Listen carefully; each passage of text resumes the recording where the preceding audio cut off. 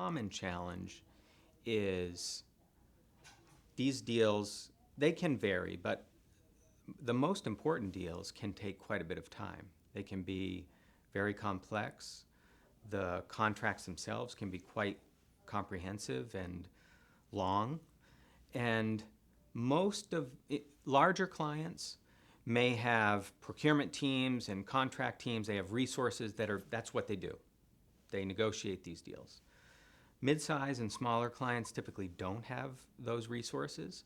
So the people we're dealing with they have another job. And negotiating this new contract or this renewal agreement with a major vendor is very time-consuming and is a distraction. So that's a real challenge because it takes an investment of attention and time to do a deal right. And a lot of times the clients don't have that time. They've got other problems they're trying to deal with. So we've tried to do some things to make these deals easier for our clients. A lot of clients don't really do this very frequently. This is a new process for them. Maybe they only do, one major deal every few years. So we have a technology transaction roadmap that we can share with clients that sort of lays out, here's what this process looks like, from an initial kickoff call to preparing revisions to the contract to negotiating with the other side, internal conversations, all the way through to the execution. And I think for a lot of clients, having that sort of visibility right at the beginning is helpful.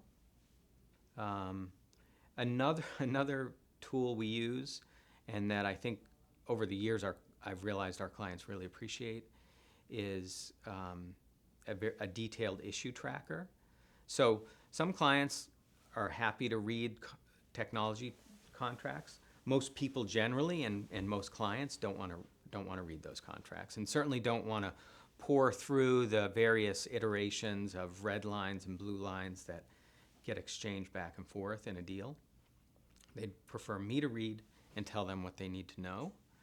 And I'm happy to do that.